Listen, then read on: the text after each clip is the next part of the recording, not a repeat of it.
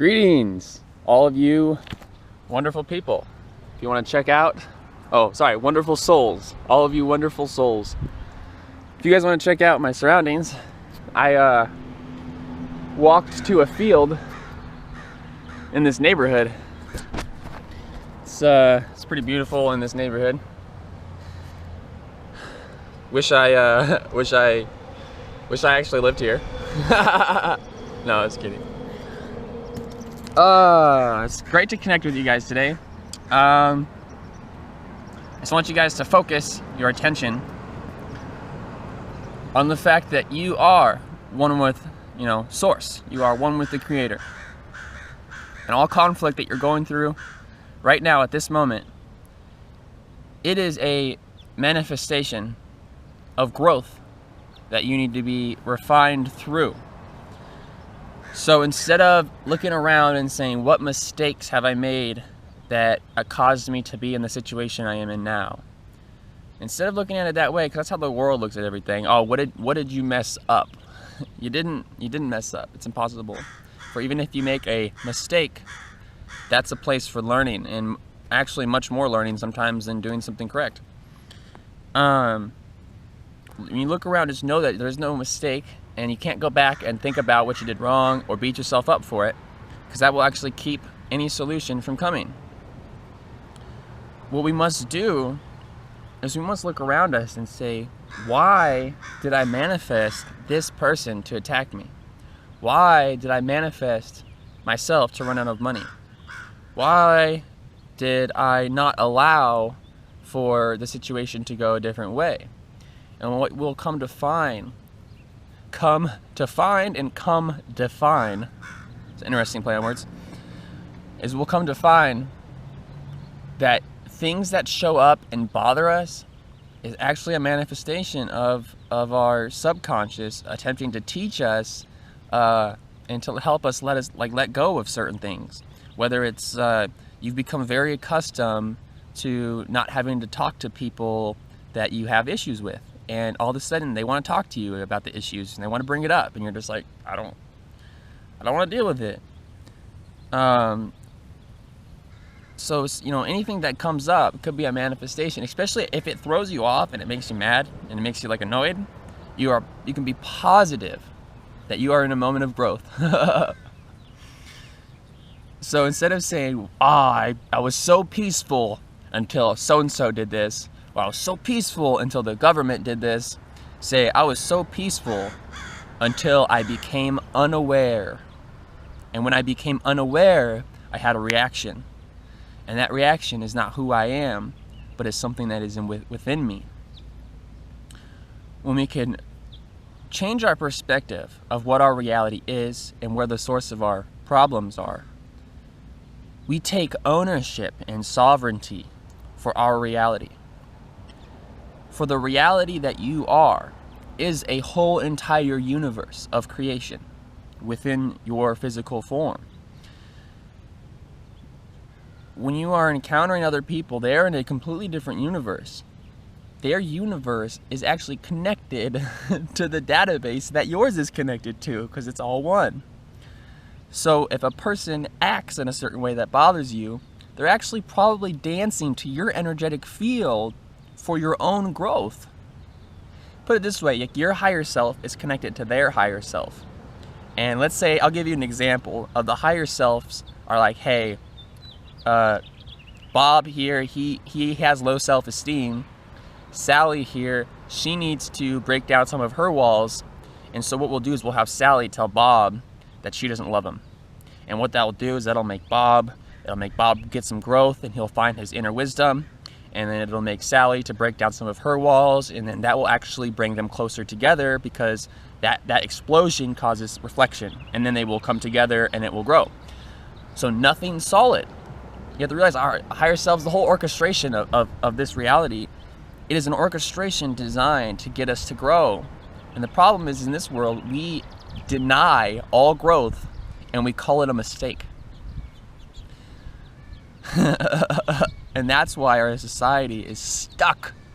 It is because we want to blame And we have so much blame that happens that the people that sometimes get accused and blamed, they believe they're a bad person.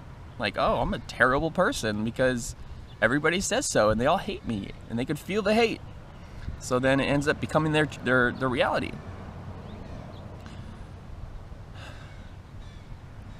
The only way that I was able to overcome the difficulties in the past, however long, it's been since February, the only reason I've been able to is because I knew that my reality was not static, that nothing was solid. Right now, nothing's solid. Like tomorrow, in the blink of an eye, your whole life could change based off of a small thing. You win a lottery ticket, not that that's the best way. You win a lottery ticket, you meet somebody that has a job open for you, that's a great job, and they're just like, yeah, why don't you come start tomorrow? And then you're like, wait a second, like, yesterday I was in this reality, and now I'm in a completely different one. And that reality changes your habits, behaviors, it changes your modality of thinking, and then you realize that you're a new person, and like everything's new. So a mantra for us all today is, I am new at each moment. I'm never used to anything, for I am a new me at each moment. Also, I am powerful. I am never a victim. These are powerful statements. And again, mantras are only needed if you don't believe it yourself. Like Eckhart Tolle had said, you say the mantra that, I am rich or I am full, but when you have $1 million in the bank, you don't need to say the mantra that you're rich or that you for abundance anymore, because you already got it. And so you have the knowledge that you are rich, and you wouldn't need to repeat it to yourself. So if you begin to say the mantra, it leads you to the knowing. But the mantra isn't, the brain wants to hold on to things like, oh, I need to say the mantra and then the mantra will cure me. The mantra just helps and it gets you there. It's a bridge. I've been told by some wise individuals that I should start making a website where I do long videos on different topics and have a monthly subscription. And honestly, I know that's something that I need to do, and it's something that I must overcome, because the whole thing with this was trying to shed myself of being like the world. I've done sales and I've done the whole money seeking, and so I've tried to rid myself of it by doing donations on my videos. And what I've come to find is that everybody hates donations. Nobody wants to donate to me. But I find it funny that people are like, if you have donations, you're stealing money from people. But if you charge them, that's totally fine. If you just have a service and you charge money for it, nobody argues with you. But if you have a donation, then all of a sudden, people lose it. Like I have people that hate me and think that I'm doing something evil, or I don't know. So I don't want to have a subscription thing. I feel like all this information should be free. I don't want to limit what I give at all. I don't want it to be where that the people that have some money get more information. Maybe until I'm a little more well established. I don't know. Maybe it's just a thing I need to get over myself, of finding worth in what I'm doing. But it's just I want to help. I want the more people that I can awaken and get to be at peace and find the true essence of what we are. That extends myself regardless of if I get money, because it's extending Gaia's extension into consciousness, into the fifth dimension, into awareness. That's a blessing to me.